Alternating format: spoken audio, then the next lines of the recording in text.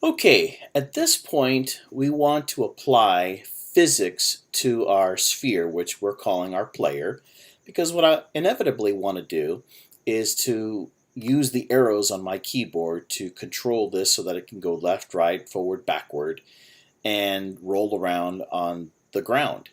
And if it were to roll off the ground, it falls down. If it were to roll and bump against the wall, which we're going to create in a later video lesson, then we want it to stop because it's making contact with another physical barrier. So in order to do those kinds of things, we're going to have to apply physics to this player. So the first thing that you'll do is you'll select player. You can see that it's selected. And then over here in the inspector, you'll see that there is an add component button. So you're going to click on the add component, and you'll notice that you have all these various items. And one of the items that you can see, whoops, sorry, I went kind of fast there. I clicked on physics, and then on physics, you'll see this guy, rigid body. So we're going to click on rigid body, and now you see this over here in the inspector frame. The rigid body allows us to apply physics to our sphere, which we are calling player. At this point, we want to make sure to apply the script or the C# code necessary so that when the user uses the arrows on your keyboard, we have a direct way of moving our player sphere. So in order to do that, let's go ahead and create a folder over here called scripts. So what we're going to do is in the project area, we're going to go create, and then we're going to click on folder, and then we're going to type the word scripts. Now I didn't want scripts to be inside of the scenes folder, so what I'm going to do is I'm just simply going to take this and I'm going to drag it outside like this. And so now you see, whoops, I think it's in the materials folder. I didn't want that, so let me just go ahead and drag it like above that. There we go. Now scripts stands on its own. So we have scenes, we have materials, and now we have our scripts folder where we can actually generate our new script for this player object. At this point, we want to generate a script for this particular player object. And so the way that we're going to do that is, first of all, make sure that the object is selected, the player game object is selected. And then we're going to scroll down over here in the inspector panel all the way down to where it says add component. We'll click on add component, scroll all the way down to the bottom, and you will find this new script option. I'm going to click on new script, and it's asking me for a name. The name we're going to give to this script, well, first of all, this is the player, and so then I'll just type in the word controller. So this is the script that will control the player. We're going to call it the player controller. Another thing you can do is to select the language. As you can see, C# is the default language. You can also use JavaScript, but we're going to stay with the powerful C# language. When we're done with this, we're going to click create and add. And then we go, and at this point, we've just created the area here for scripting for this particular object. At this point, this script that we just created has a connection to this specific player object.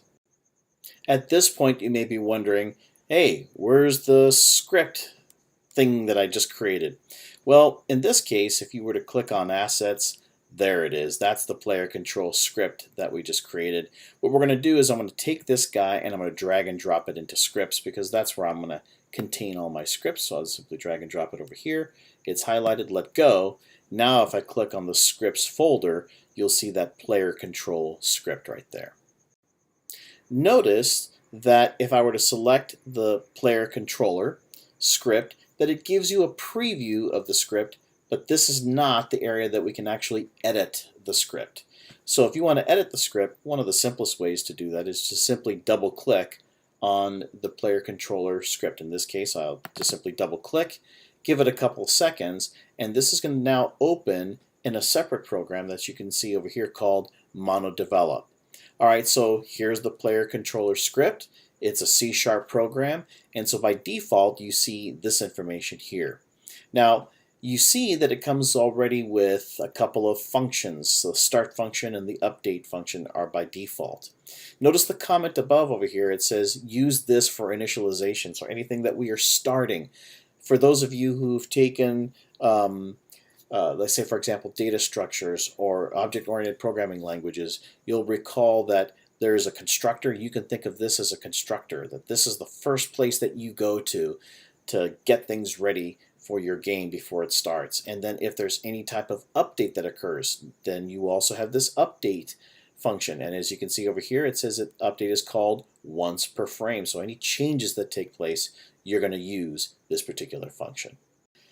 Okay, so we are going to use the start function, and we are not going to use the update function at this point. What I want to do is in this area over here, so I'm going to click over here, hit enter a couple of times. That's what I want you to do. Place your cursor right here. And I want you to create a rigid body variable. So first of all, we're going to type in private, and you're going to type in the word rigid body, and in fact it comes up right here. So all I have to do is just simply double click. This is the item that I want. By the way, let me just delete this and type in rigid body once again, and it gives me a summary. So this guy over here says what does it say? Summary: control of an object's position through physics simulation. See, that's what we want to do with our player sphere. We want to apply this rigid body component to our sphere. So I'm going to type this, and what is the name that we're going to give to this variable? We'll just simply type in RB, which is an abbreviation for rigid body. All right, in C# you have to terminate all of your statements with a semicolon, so we'll do that. So let me just type in a little comment. This creates a variable to hold the reference. And in this case, we are going to try to apply this idea of a rigid body, which involves physics, to our sphere. So I can just go ahead and go back over here to Unity. We're trying to apply the rigid body to this guy right here. So let me go back over here to MonoDevelop, and let's continue from here. So what I want to do is inside of the start function, I want to say this. I'm going to say, well, first of all, in terms of RB, what am I going to try to do? I want to try to get component. There it is, get component. So I'm going to go ahead and double click it. And then I'm going to use the angled braces. So I'm going to use that angled open braces. And then I'm going to type in the word rigid body. In fact, it pops up right there. I can go ahead and double click it. I'm going to close that with the close angled bracket and then an open and close parentheses. So in essence, what this is doing at the very beginning, kind of like at the initialization portion of our program, what we're doing is we're going to use that rigid body component, which is RB is a rigid body, and what we're going to do is we're going to apply that to our sphere, to our player sphere, so that we can use the arrow keys to make it go left and right and forward and backward. Okay, the next thing to consider is to create a function that deals with the physics calculations that are going to be applied to our player sphere. So let me press enter a couple of times after the update function, and I'm going to type in void fixed update, open and close parentheses, and then I'll put an open and close curly bracket. Let me go ahead and type in right there, press enter, and let me type a comment here. Specifically, the fixed update function is called just before any physics calculations. I shouldn't have said calculations, like, there's an additional statement. That's it. The fixed update function is called just before any physics calculations. So this is the location where your physics code will go. All right, so this is just a standard function that Unity 3D understands. Any physics applications that you have, physics calculations, must go in a function here called fixed update. So what I'm going to do, first of all, is type a comment that says those two functions below. So we'll say these two lines of code they grab the input for your player through the keyboard. Specifically, we're going to use the arrow keys to determine the ability to move the object to the left and to the right and up and down. So what I'll do is I'll type in float. Now, as you'll recall from your previous programming languages, a float is a data type that contains a decimal number. An integer would be a data type that is a whole number. So in this case, we're going to use a float.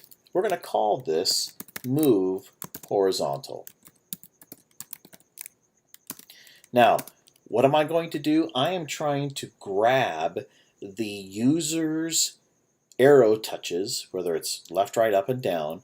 And in this case, I want to grab any horizontal movement. And the way that I'm going to be able to do that is to type in input. And as you can see over here, input, the summary says interface into the input system, specifically a keyboard input system in our case, dot get access. Okay, I'm not even finished typing here, and already I could see some of the different items that are popping up. Let's see what this says. It says returns the value of the virtual axis identified by axis name. So this is the guy that I want. Now you may be asking, well, how did you even know how to do that? You don't know how to do that. You're learning how to do this. I'm showing you how you're going to be able to grab the user's pressing of the up, down, left, right keyboard, and then we're going to apply it to our game object. So what we're going to do is we're going to have to give this thing a name, and as you can see here, it has to be a string, and it's either got to be horizontal or vertical. So in this case, we're going to say horizontal. Be very careful with your spelling. It has to be exact, semicolon, and we're going to create another float variable called move vertical. And once again, we type in input, get access. Here it is. Let me double click. And in this case, this one's going to refer to the vertical. Close parentheses. Okay, so I have move horizontal, I have move vertical. All right, so where do I go from here?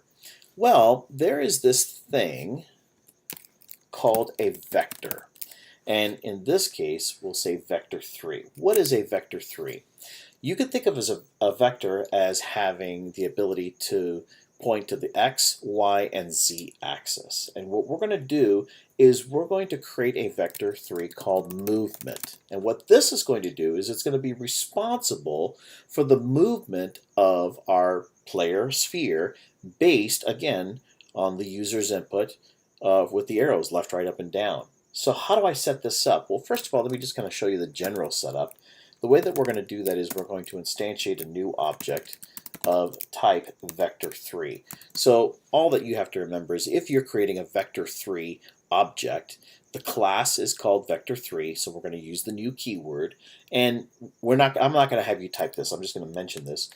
Basically, you're going to type in the X, Y, and the Z axis. And in fact, you can see that over here based on the examples here. This is what you're going to be doing. That should be Z.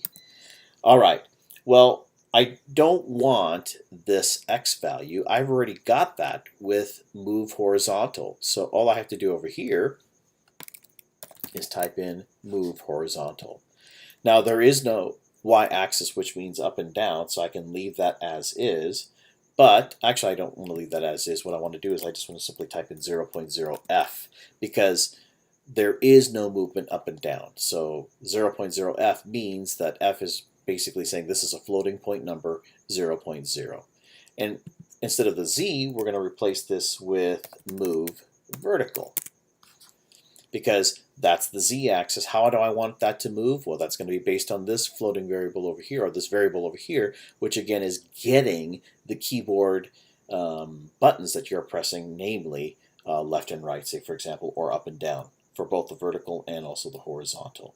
Okay, so once I've got this vector 3, now I can apply a movement to this rigid body that we created up above. So the way that I do that is I simply type in RB type, and look at all these different functions that I have that are that belong to a rigid body. The one that I'm interested in here is add force. So I'm going to double click that, put a parentheses, and it's looking for some sort of a vector 3 force. Well, I've already got that. I created that with movement. So all I have to do is just type in movement over here, close the parentheses, And there we go. All right, so we're done with this. Let me go ahead and save my work. So in the future, I'll just simply hit Command C, or on a PC, you would just say Control C, or Control S, I should say, or Command S. But in this case, I'll go ahead and click that. All right, I've saved that. Let me go back over here now to Unity, and let's see what happens here. So you'll notice over here, this looks like a VCR play button. If I click this guy over here, give it a couple seconds. Okay, that's what our view looks like. Let me hit the down arrow, and you'll see some movement. I'm still holding on to the down arrow, and it's gonna go off screen. Okay, good. So let me go ahead and just click that play button again to stop running the program, and I'm gonna hit the play button again, and this time what I'm gonna do is I'm gonna hit the left button. So I'm holding down the left button. It's moving really, really slow. I'm still holding it, and look at what happens. Boom, it goes off the screen. It falls down. Let me go ahead and turn this off. Let's start to run this again. And let me go ahead and hit the up arrow, and it should go away from me. So yep, it's going away from me, and if it rolls too far, it's going to fall off that platform, fall off the ground. All right, let me go ahead and stop running the program. And I don't think I tested out the right arrow, so let me go ahead and press the right arrow. And sure enough, if I hold this for too long, I'm still holding it down, and it's off. Okay, that's not good. Well, actually, that is good. I mean, it's working. The arrows are working, and if it rolls off the ground, it falls down to oblivion. The only problem, though, let me go ahead and run this program again. The only problem is that this thing is moving slow. Okay, so let me just kind of hold down the down button, stop. Let me now hold the up button and see if I can apply an opposite force. Okay, now I'm letting go of the buttons, and you can see here it's still moving in that direction. Let me tap on the left, tap on the left, tap on the left, tap on the left, tap on the left. You can see the behavior. Let me tap on the right, tap on the right, tap on the right. So in other words, we are seeing physics applied to this sphere. It's almost like every time I tap on one of these left, down, up, right arrows, it's almost like a hammer that's kind of hitting the ball. So if let me do this, let me tap on the right arrow. So tap, tap, tap, tap, tap, tap, tap. You can see the effect. Let me tap on the down arrow. Tap, tap, tap, tap, tap, tap, tap, tap, tap, tap. And what happens if I hold it down? Well, then more force is applied. Okay, I'm going to let go of the down arrow, and let me apply the up arrow. So I'm just going to hold it down until this thing comes to a stop, and eventually it's decelerating, and then I'm going to let it go. It's pretty cool, right? So now we know that the arrows have a direct effect on the sphere. Problem is, it's kind of a slow effect, so we need to speed it up. So first of all, let me stop running the program by clicking this guy over here. Now the program has stopped running.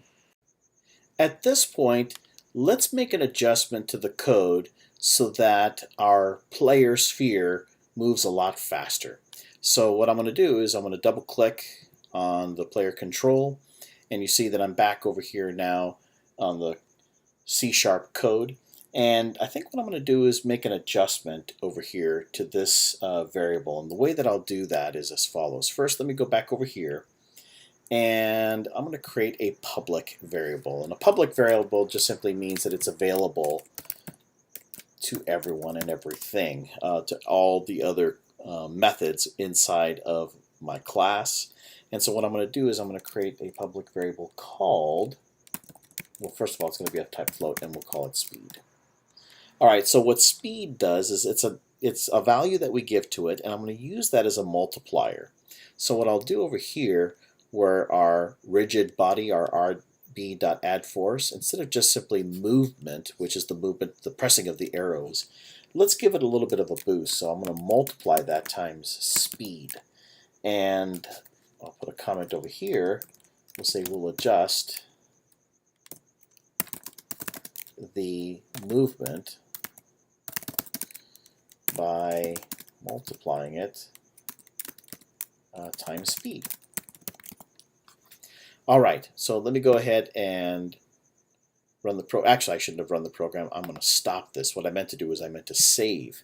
So it's already saved it. Okay, so what I'm going to do now is just switch back over here to Unity 3D. And if I were to select the player, and let me go ahead and scroll down a little bit. Look at this. It looks like there is a speed variable. Why is there a speed variable? Because that's what I included. Let's have some fun here. Let me do this. Let me say public float erase me. with a semicolon. And let me go ahead and save this. And let me switch back over here. And let me go all the way down over here. Erase me. Did you see that just pop up right there? So in other words, when you create these public variables over here, they are going to appear over here underneath the inspector as player controller script properties that you can edit. Now in this case I don't want erase me, so let me switch back over here. I'm going to get rid of this line. All I want is the speed because I want that to serve as a multiplier. So let me go ahead and save. And then I'm going to switch back over here to Unity 3D. Eventually we're going to see this thing go away. Sure enough, it does. Okay, so now let's go ahead and type in 100, which by the way is the worst thing I could have possibly done. But let me just show you what happens when I type 100 for the speed. Let me go ahead and run the program by clicking this button here. Give it a couple seconds. All right, so let me hit the left arrow, and wow, look at that thing, it just flew off. All right, let me start and stop and start again. And how about coming forward here? Whoa, that was really fast. Okay, so obviously, let me stop this. Obviously, a speed of 100 is not good. So let's double click over here and type in the number 5 and press enter. And let's see what happens here. So let me go ahead and run this game. And let me press left. Okay, that's not too bad. Let me go down. Let me go right. Okay, not too bad. We're doing a little better here. Let me go ahead and stop the program. And let's see if we can settle in on the number 10. Press enter. Again, let's go ahead and run our program. And let's see what happens here. Okay, so now I'm pressing left, right. Let me press up. Let me press left. Let me press down. All right, this is pretty good. I have much more control now of my player sphere. And let me on purpose have it go off the board. And goodbye. Okay, that was kind of funny. All right, that is how I can change the movement by just simply multiplying speed times whatever the movement is, which is basically the pressing of our left, right, up, and down arrows, but I'm giving it a little bit of an assistance. I could have done this. I could have hard-coded and say 100 or the number 10. The bad thing about that is this is hard-coded, and we don't want to hard-code when we're programmers. So let me undo and let me undo. It would be better to have a variable over here, and here it is. Created a public variable, and now as a result of that public variable, I have that as a property that I can type in a particular value to find out which value best represents the movement of my player sphere.